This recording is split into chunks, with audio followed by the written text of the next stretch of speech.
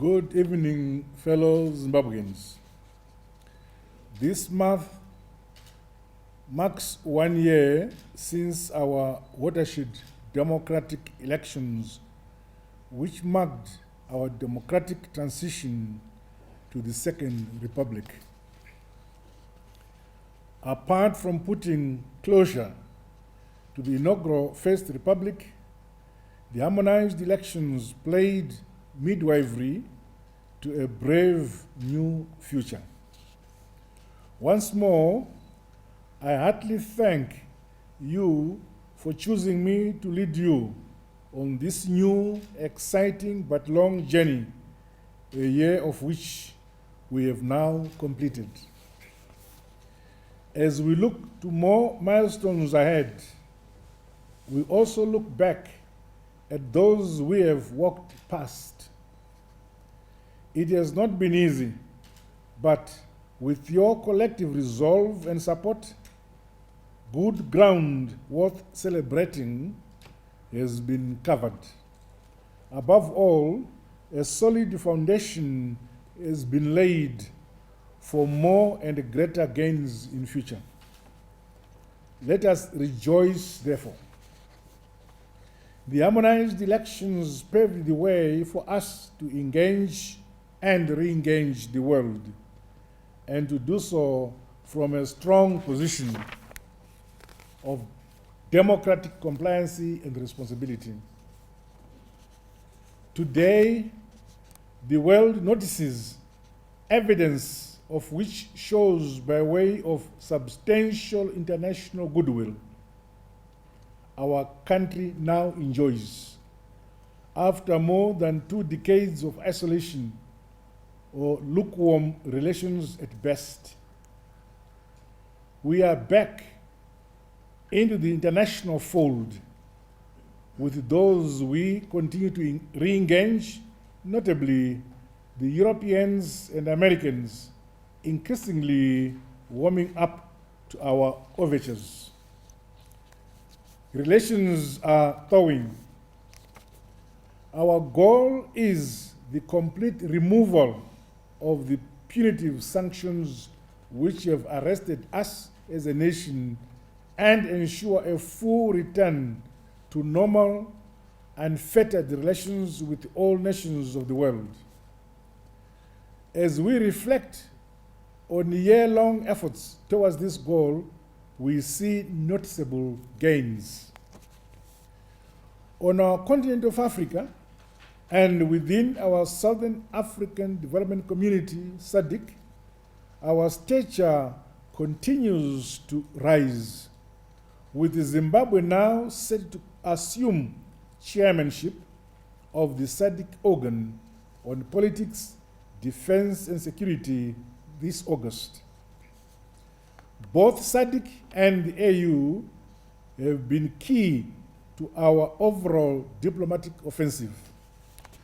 Beyond fostering good relations with all peoples and nations of goodwill, our foreign policy has been predicated on our ambition to recover our economy for sustainable positive growth and development after decades of stagnation. The framework has been our 2-year Transitional Stabilization Program, TSP, which we launched soon after my inauguration to commence and guide our transformation into an upper middle income economy by 2030.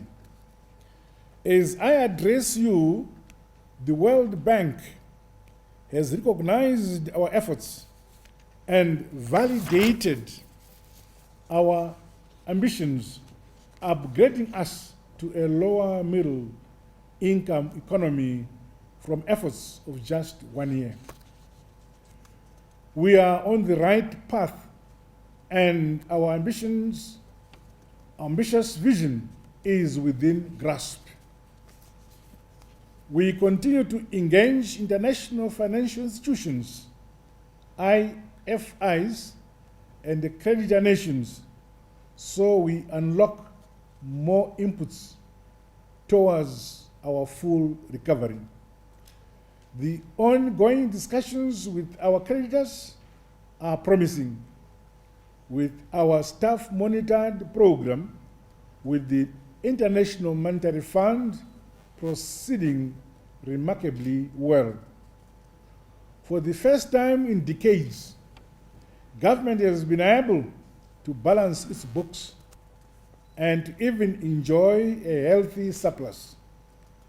This points to good stewardship of public affairs, itself a prerequisite for normalizing relations with international financial institutions and creditor nations. We remain eternally grateful to all those nations outside the AU which have stood by us through thick and thin, principally the People's Republic of China, Russia, India, Belarus, Spain, and Brazil. We never take their support for granted. Parallel to engaging and re-engaging the world must be our own efforts as Zimbabweans aimed at salvaging our situation and improving the home environment. Only by demonstrating will and desire to help ourselves will nations of the world step in to assist. The pace at which our broad reforms have unfolded in the year which has gone by is truly remarkable. We have signposted fundamental legislative changes which are set to address and redress the democratic deficit which has held us back in the past, to create a new environment where our people enjoy all fundamental rights, even beginning to take them for granted under the Second Republic. As I address you, bad laws are being repealed and are said to be replaced by good ones which comply with our celebrated constitution and international tenets of good governance. Laws facing repeal and replacement include POSA and IPA, with legislative processes towards that end at an advanced stage. No piece of legislation which is deemed offensive, restrictive, or undemocratic will be spared. I'm determined to uphold my pledge to bring about a durable democratic dispensation under the Second Republic. Our otherwise flawless transition to full democracy last year was marred by political violence, which broke out on 1st August, soon after the polls, and recurred in mid-January this year. These two incidents were regrettable and threatened to set us back.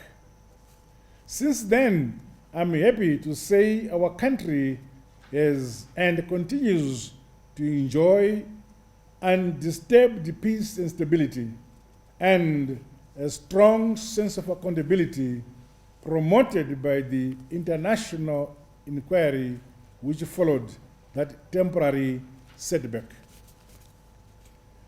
In working for durable peace, I pledge to keep the hand of dialogue and goodwill outstretched to all Zimbabweans, including those I raised against in the July polls. Never again should electoral contest be allowed to degenerate into open conflict that mars our peace. The national dialogue, through which the majority of the national political leadership has sought to find one another and to work together on national issues, is now underway. I continue to urge the few parties which have shunned the national dialogue to please reconsider their position by joining in the consolidation of national peace and in working in harmony for economic recovery and growth. Since my path-breaking meeting with the Matabeleland Collective Group early this year, we have begun tackling and healing wounds created by conflicts of early years of our independence. The process, which is being led by Vice President Mohadi, is going on well in the search for lasting solutions. Communities affected by this troubled phase in our evolution as a nation must continue to be engaged and to be consulted on how best they can be helped in order to help them get over this sad chapter. They have a right to be heard and helped, so we bring closure to this matter for durable peace and to build an abiding sense of national belonging. On the economic front, painful but necessary reforms have been made in the year that has gone by. The multi-currency regime, which ran from 2009, has now given way to reforms towards a national currency whose value is determined by the market. The multi-currency regime had eroded our export drive, thus hurting our recovery efforts. Through this key reform and the operationalization of open market in all spheres, we have geared our economy for a major transformation underpinned by greater efficiencies, fair value, and secure property rights. While the beginning may be painful, the medium to long run will deliver durable, more jobs, economic stability, growth, and development. In the year that has gone by, we repealed indigenization laws that were unfair and made us unattractive to foreign direct investment. The law to create the one-stop shop Zimbabwe Investment and Development Authority, ZIDA, is now before Parliament. We have used the year that has just come to a close to a look at laws, bylaws, regulations, procedures, and practices that have created costs of doing business in our country. While we are not yet where we desire, international ratings on cost and ease of doing business have registered significant gains. Last year, I signed on our behalf Zimbabwe's membership into the African Continental Free Trade Area. Our parliament has since ratified our membership, which means we have to be a low-cost production economy so that we trade competitively on the continent and beyond. Just last week, I paid a very successful state visit to the sister Republic of Namibia, during which several bilateral trade, investment, and economic agreements were signed. Our interaction with Namibia has now been upgraded to full binational status, which we also enjoy with South Africa and Botswana. Additionally, I inaugurated a dry port facility in Namibia, making Zimbabwe sea-linked to West Africa, Europe, and the Americas via the Atlantic Ocean. We continue to increase our trade routes and outlets to enhance our export drive. As I address you, another bilateral joint permanent commission with the United Republic of Tanzania is underway. As with most such commissions, the focus is economic. Later in the year, in October, I'm set to visit Russia at the invitation of President Putin, the second such visit in a year. In the year that has gone by, far-reaching changes have taken place in our mining sector. Our gold output has been upscaled from about 23 tons the year before to over 30 tons last year. We expect an even bigger tonnage this year. The platinum subsector has seen even more dramatic expansion and investments by way of more greenfield projects and greater strides towards value addition and beneficiation. Changes towards a liberalized diamond mining sector have brought back old players and attracted new ones, most notably Arosa, the world's largest rough diamond company, in the case of the latter. Exciting projects continue to blaze a new trail in lithium mining, as too does exciting prospecting news from the Muzarabani oil and gas fields. It has been an eventful mining year indeed under the new dispensation. After several years of neglect and decline, our infrastructure has begun to receive attention.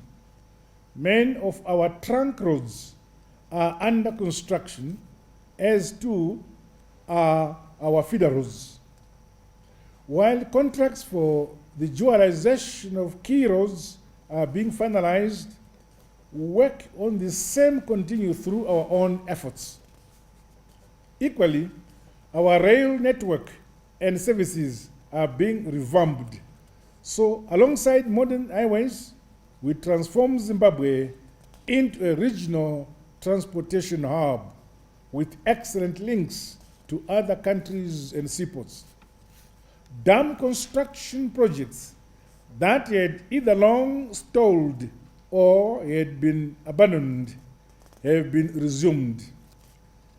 The critical Gwai Shangani Dam project is now taking shape, with completion expected in about a year from now.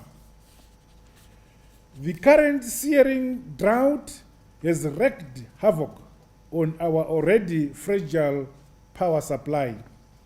As I address you, Lake Kariba, our only major source of cheap hydroelectric power, is only 24% full, with its power generation capacity having declined by 2/3 from 900 megawatts to just around 300 megawatts.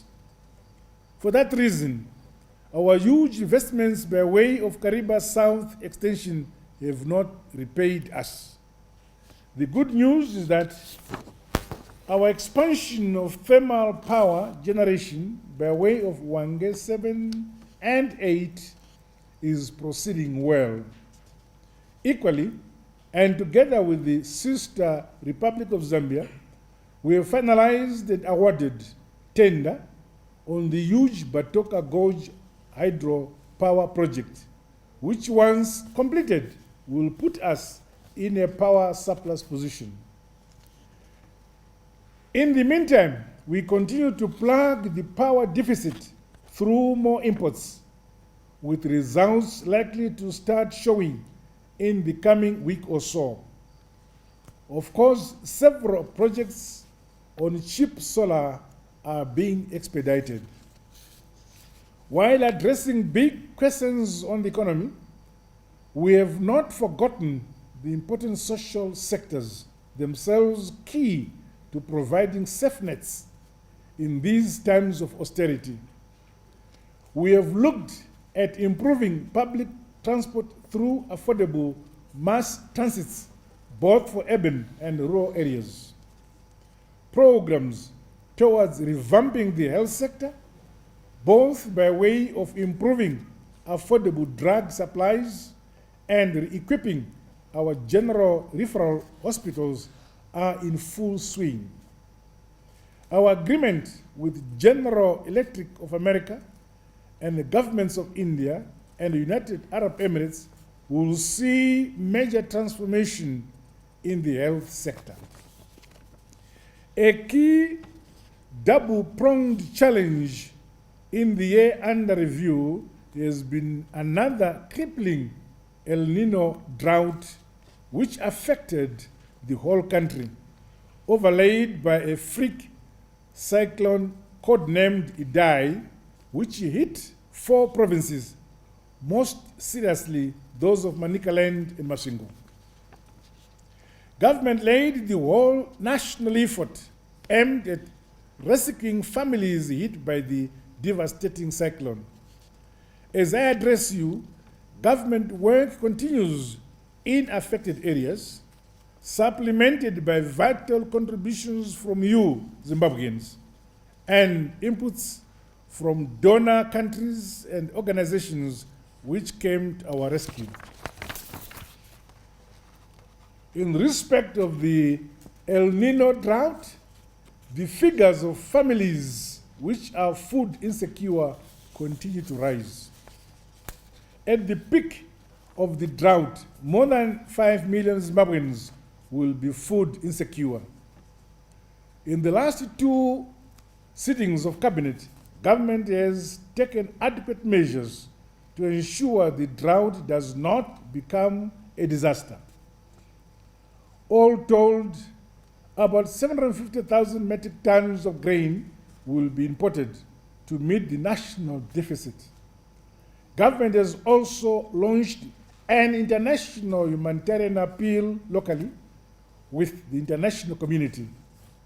My pledge is that no Zimbabwean life should be lost on account of the drought. Needless to say, as we fend off the drought, we also gear ourselves for a new agricultural season we all hope will be a better one. Efforts are already underway to mobilize inputs for the new season to perform better in order to lighten our import burden. These include a greater push towards a bigger hectarage under irrigation to cushion ourselves from vagaries of the weather. All these endeavors and more we envisage in the year we are about to begin will require national peace and integrity. Development gains are only feasible in an environment of peace and harmony. We should jealously guard and defend our peace. Equally, we should declare zero tolerance on corruption for national integrity. I have already reconstituted the Zimbabwe Anti-Corruption Commission to help in the fight against corruption of whatever kind, at whatever level, and by whomsoever. We need a clean society where the virtues of honesty and integrity are cherished and upheld. I look forward to an even more eventful year characterized by greater national gains and the more abundant benefits that will accrue to each and all of us. A very good night. God bless you all. Thank you.